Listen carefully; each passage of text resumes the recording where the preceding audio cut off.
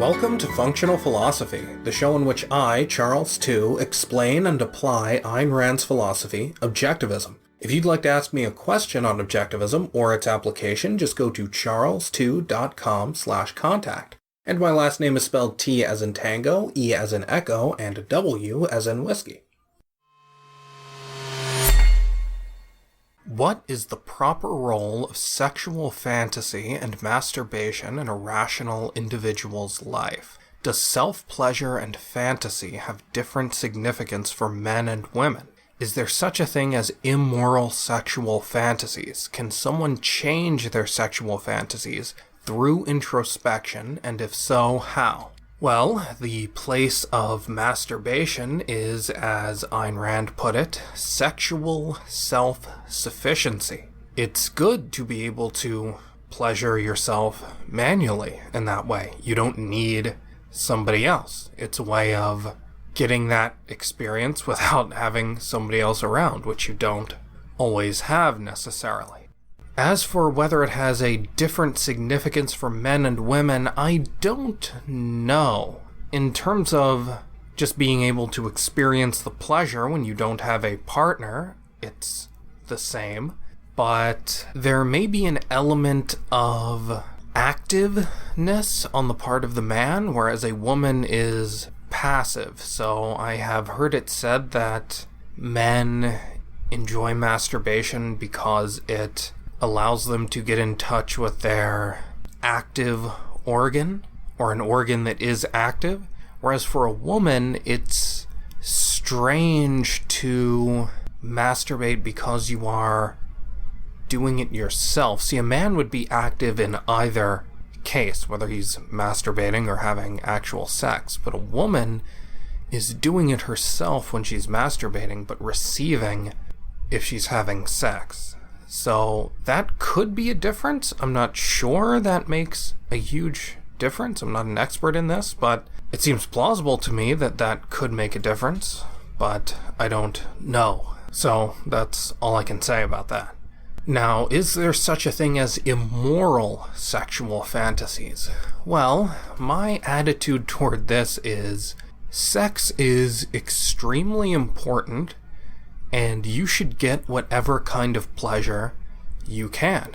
If you're straight, of course, that's no problem. If you're gay, I think you should not only masturbate, but also seek a relationship with a partner of your same sex. Although you should not pretend that that is equal to a straight relationship. You should not be egalitarian about it, but you should go after what you can get. Even if you're a pedophile, I think you should still masturbate to what you enjoy.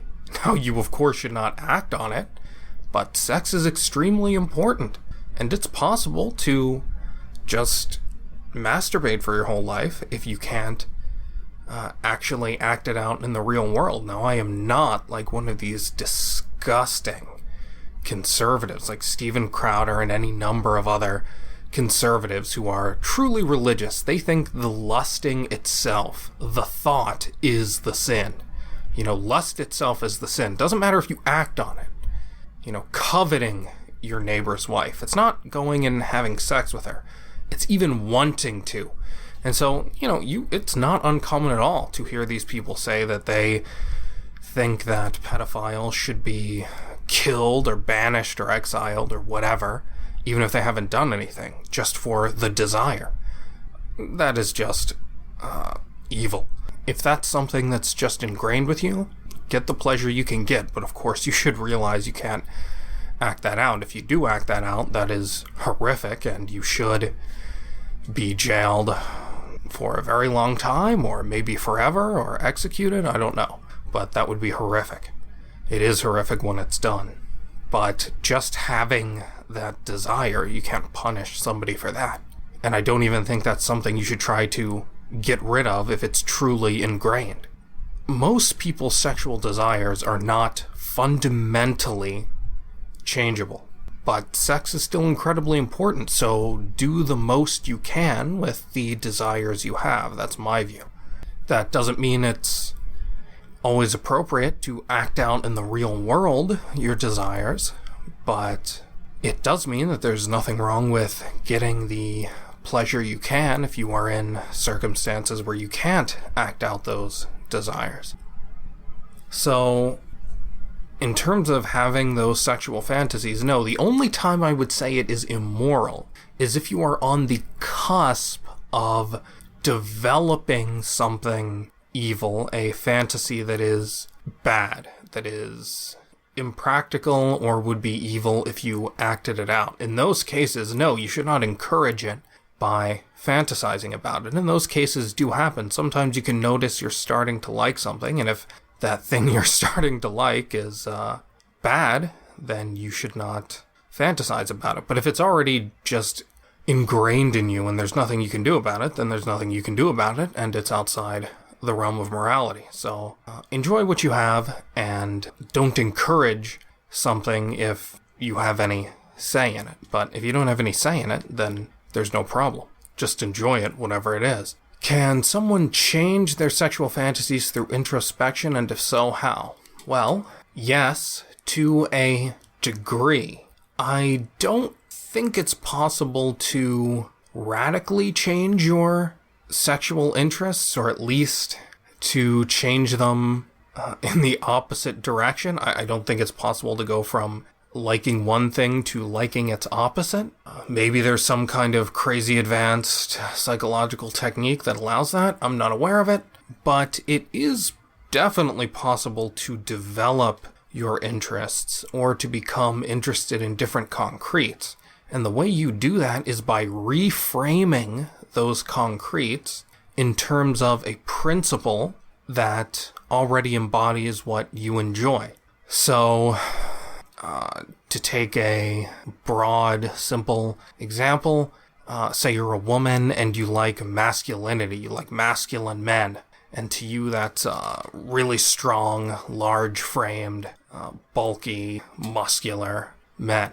Well, you could reframe what masculinity is. You could change it to a kind of John Galt leanness by changing what masculinity actually results in. You know, Ayn Rand thought that masculinity in the modern world was not so much this bulky masculinity, but this man of business and action. So it was a leaner kind of thing. That was her sexual preference. I'm not saying that's what everybody has to have, but this is an example of how you can change what you like concretely.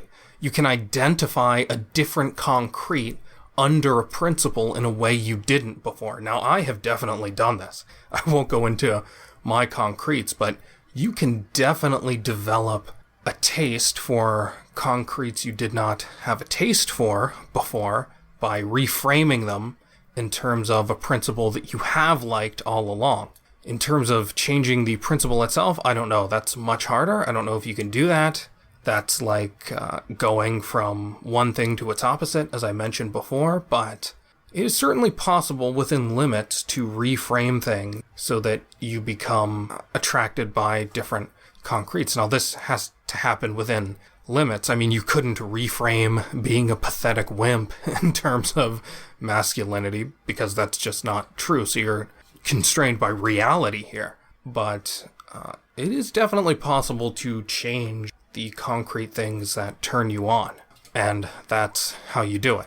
Next, do you have any opinion on Elon Musk? I've read his biography and have a lukewarm opinion of him. He seems rational and productive on the one hand, and so explicitly awful on the other. What can explain someone who achieved so much and is so irrational elsewhere? His first principles thinking strikes me as very rationalistic / Cartesian, if that is any help. Well, I don't actually know much about him. What I've heard is similar to what this questioner suggests. He seems to be intelligent and creative, and yet a crony to a large degree. I know he takes subsidies, and I think most of his business is around doing things in a greener, environmental way. He does electric cars, right? And Hyperloop or something. I don't know the merit of any of these things or what the merit of these things would be on a free market without any nihilistic consideration for nature as an intrinsic value.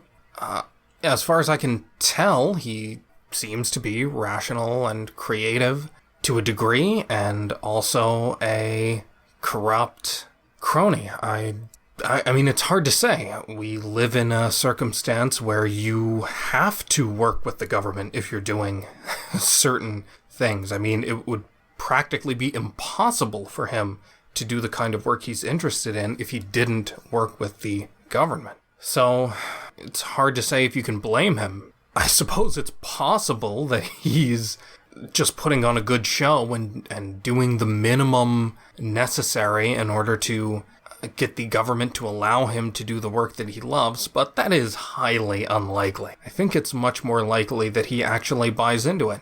Now, if it were true that he were against the government and that he went along with it, just so much as was necessary for him to do the work he loves doing, then that would be totally rational. You couldn't expect anything else from him.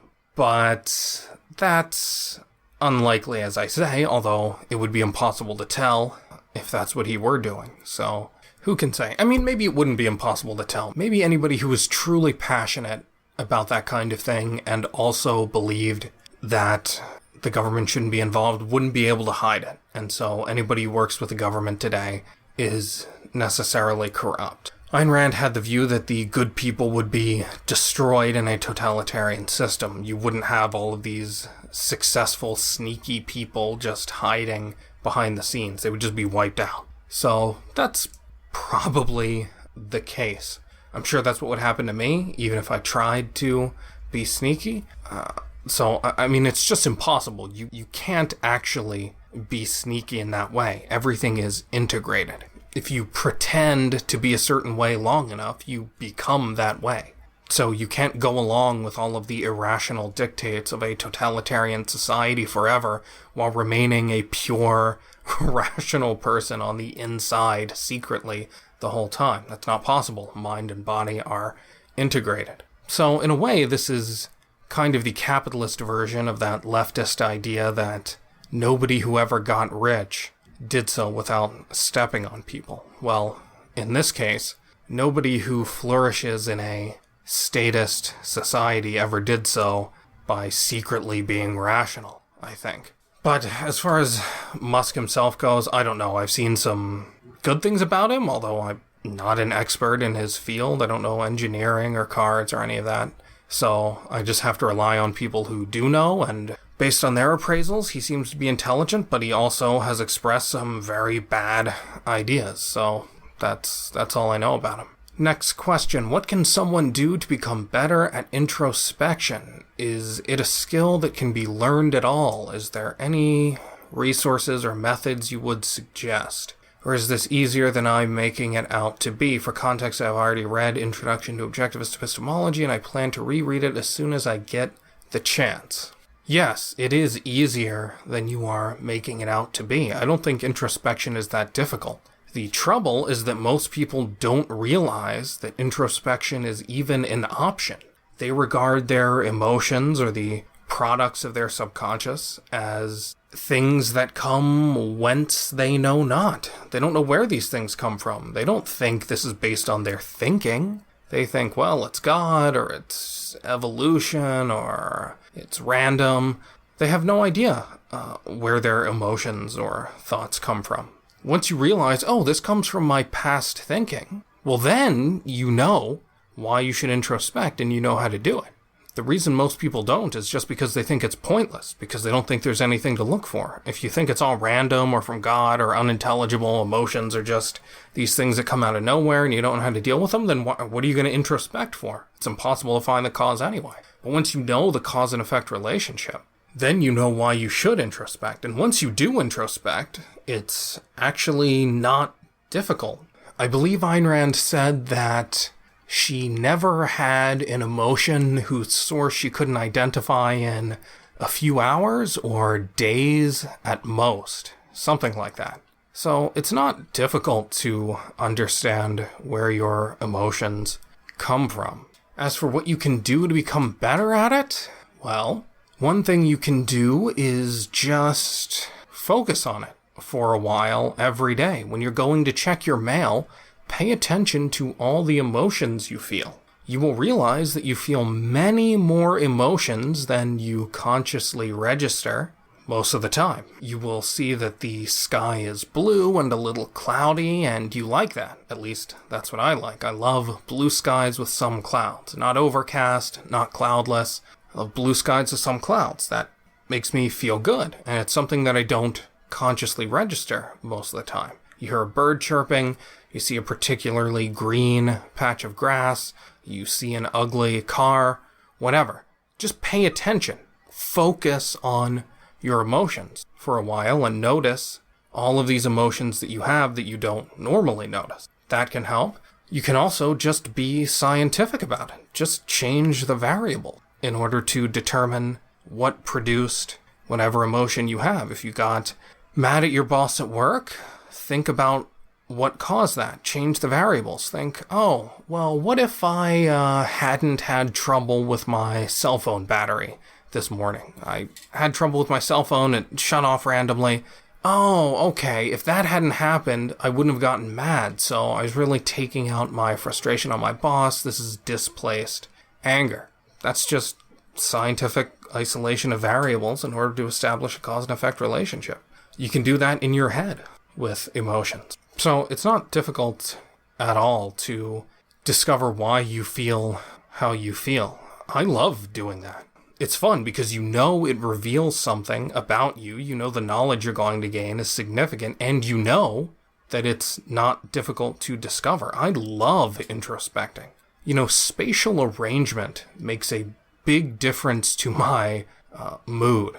I think I'm much more sensitive to that than most people. Just how things are laid out, how a house is facing, or are there trees on this side or that side. Just spatial arrangements make a big difference to me. Something like feng shui.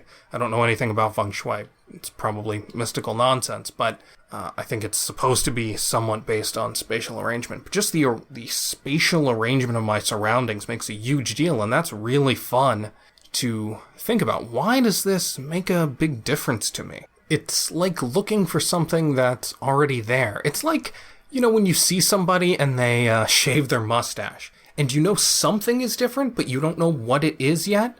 But then as soon as you notice what it is, you know that's what it is. That's what introspection is like. You know something's there because you're feeling something. And then as soon as you put your finger on it, you got it. It's not difficult to know when you have it. Just like, oh, you shaved your mustache off. That's not difficult once you realize what it is. That's how introspection is, and it's really fun.